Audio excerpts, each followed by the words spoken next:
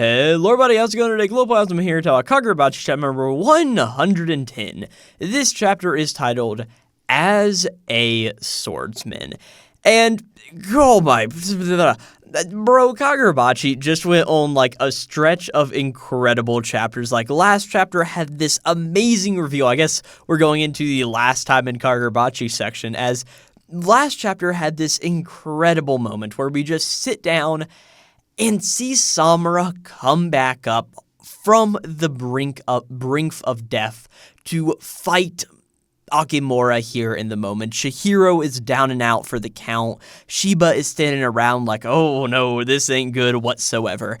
And at the end of the day, just an incredible chapter from build up to finally the payoff at the very end. And I think this chapter is really just the exact same way.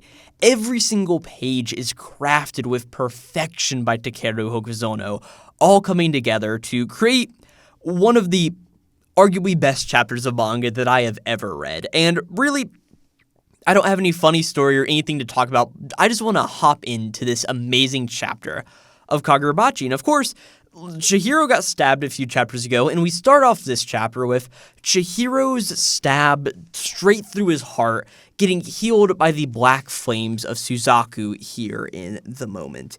As, of course, Chihiro was pretty much fading out of consciousness, as the Inten was also fading away out of his hand, and all of a sudden it just reformed here in the moment.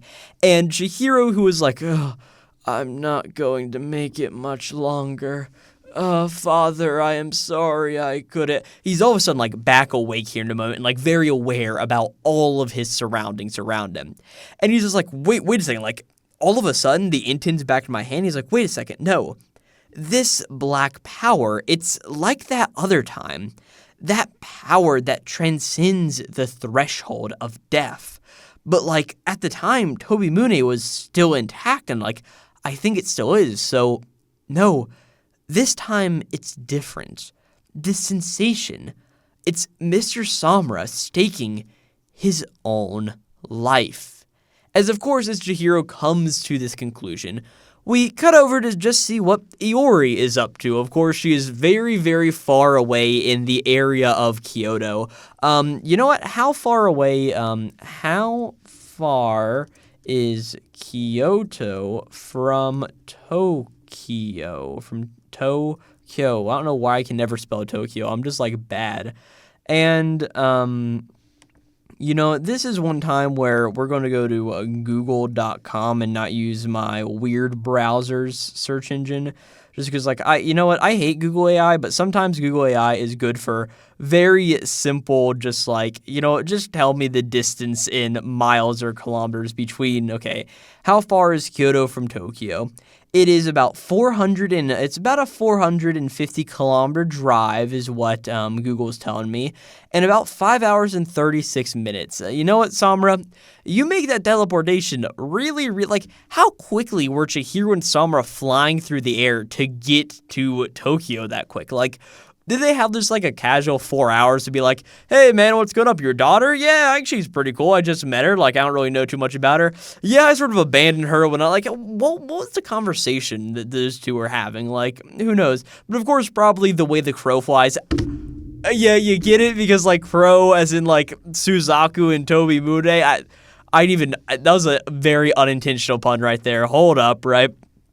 But either way, Iori is standing there, and she sort of, like, just looks back towards the direction of Tokyo, or at least that's what I want to believe, is, like, all of the wind is blowing around, and, like, the trees are doing their thing of, like, whoosh, leaves are falling off and all of that various stuff. And as we sort of see this, we cut back to Chihiro's. He's like, I won't let anyone die. Of course, words that he's muttered before, because, like, he doesn't want to see all the death and destruction. And he's just sort of sitting here like, even though I have the Inten, but because I'm a weak swordsman, I failed. As he sort of grips the Inten very hard in his hand, as we see that most of it has been reformed, at least all of the broken parts of it, pretty much, right? But we at least see, like, the broken hilt. We don't know about, like, the part that was, like, shoved into the ground in front of Samura. But of course, Samura is cloaked in the black flames, standing in front of Akimura, as we get a little bit of narration.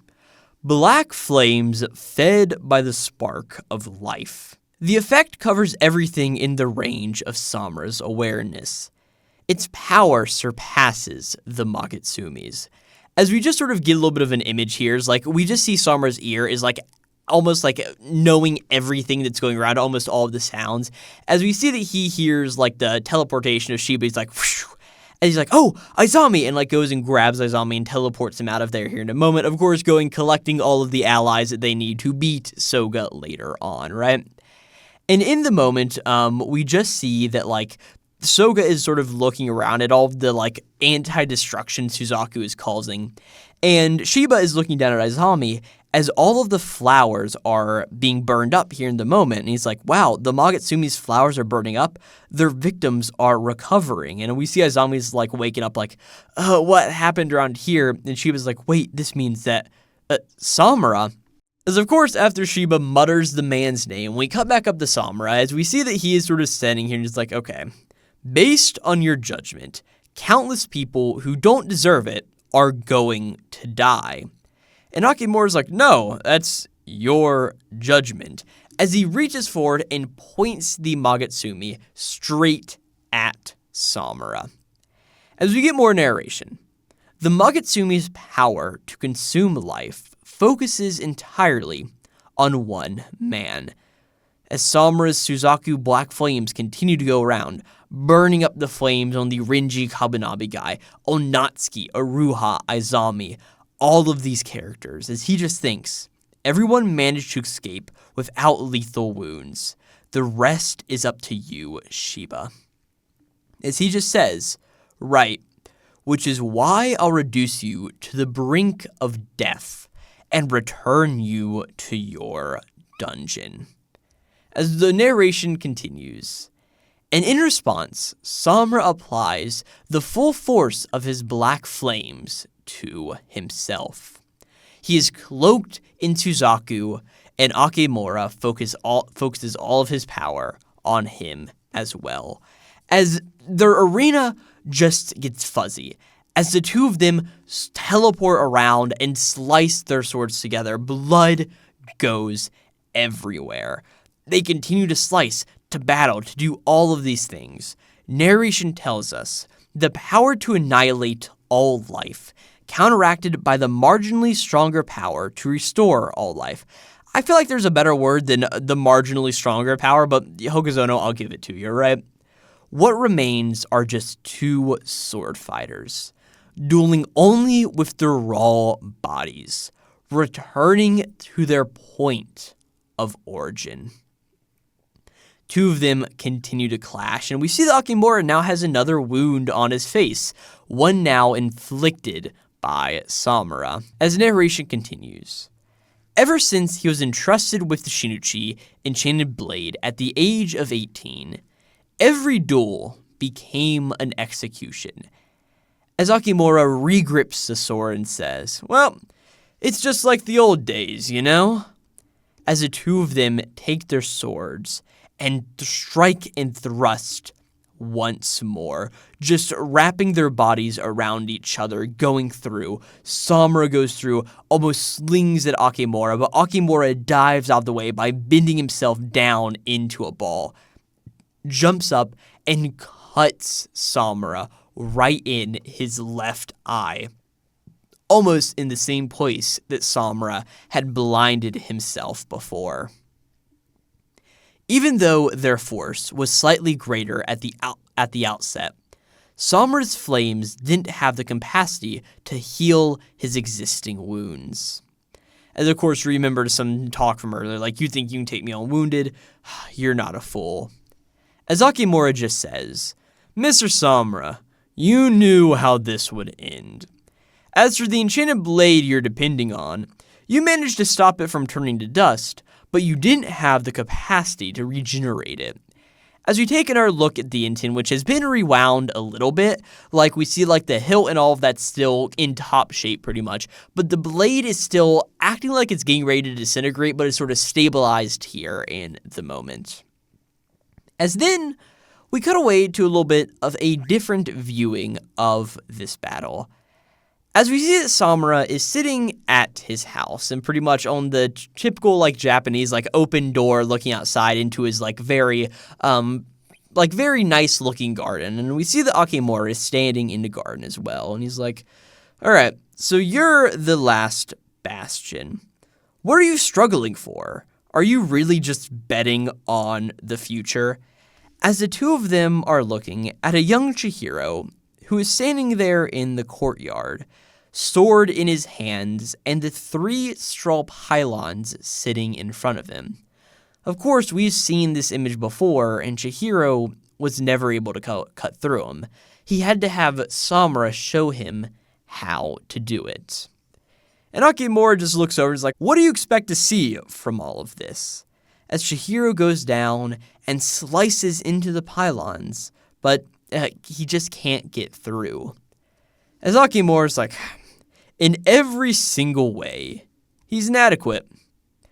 And Samura just silently looks at all of this happening, and he's just like, hey, ever since you were tiny, your life was devoted to the sword. At 18, you already achieved mastery. So I can see how Chihiro would seem inadequate to you. But hey, until 3 years ago, he was forging swords. His life has been fraught with so much confusion. In every way, he is just getting started. As we cut back to the main battle, Samura is standing here sheathing back up the Tobimune, and we also see that Akemura is also sheathing the Magutsumi. Shiba is teleporting around more and more and eventually gets right next to Chihiro. And he's like, hey, Chihiro! He's like, hey, let's go! And he sort of looks like, wait a second. The Inten, as we see Chihiro, is just staring at the battle in front of him. The damage being wrought by Akemura and it being cured by Samura.